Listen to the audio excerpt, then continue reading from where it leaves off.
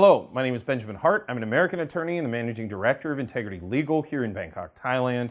As the title of this video suggests, we're discussing financial requirements associated with Thai retirement visas. I've made two other videos contemporaneously with this one and I've posted them. And so folks that are watching this probably have already seen those videos. But I'm going to go ahead and put up what we're discussing here. There's the old page from the Royal Thai Consulate in Los Angeles' website. That's thaiconsulatela.org, and we'll go ahead and put that up on screen. The title of that is Non-Immigration Category O-A, Royal Thai Consulate General, Los Angeles. And under required documents on that page, they note that, need a bank deposit 800,000 baht, need income certificate 65,000 baht. That's the standard old rules. We all know that. And as discussed in the prior videos, there also seems to be this page on the Royal Thai Consulate website in Los Angeles, again, thaiconsulatela.org/en/non-o, and that is titled Non-O Royal Thai Consulate General Los Angeles. Title is, again, we're putting this on screen, Non-Thai nationals who wish to obtain a retirement visa or long stay visa, non-immigrant category O-A.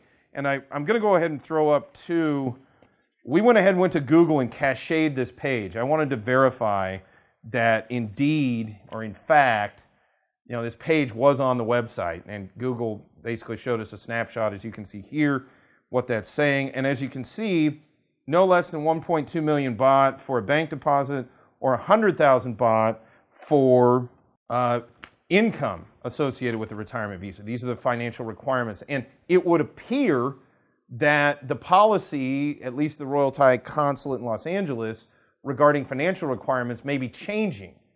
Now, we don't know. As I've discussed in other videos at length, I do not know exactly what's going on here.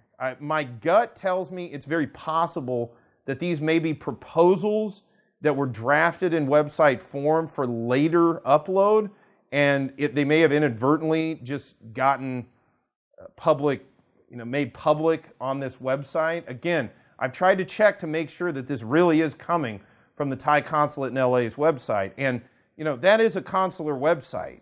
You have to, for lack of a better term, one has to take it seriously in the sense that consider it a credible source of information on its face. Now, again, and we discussed this in other videos, I've talked to the Thai attorneys here in the office that are processing retirement visas regularly, and they're telling me they have not seen these requirements practically rolled out.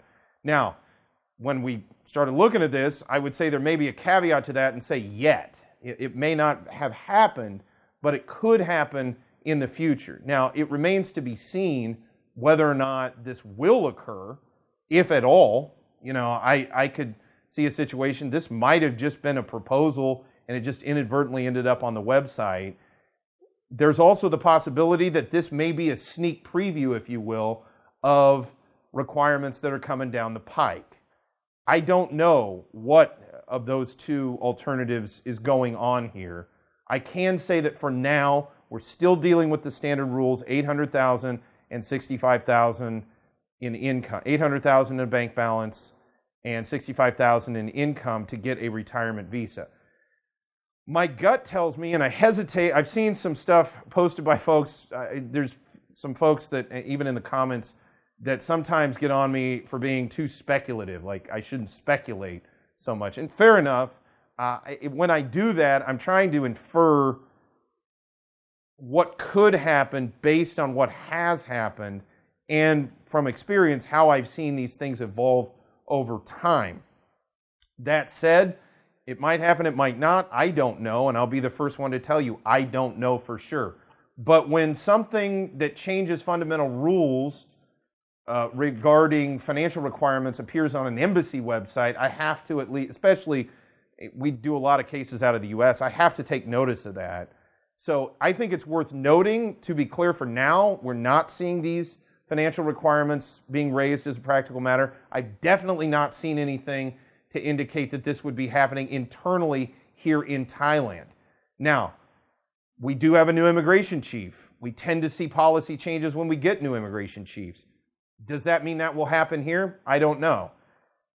This website is under the auspices of the Ministry of Foreign Affairs, not the Ministry of the Interior, which oversees Thai immigration here internally. So maybe there's zero connection at all. Maybe this is just a local set of rules that were proposed and inadvertently got online.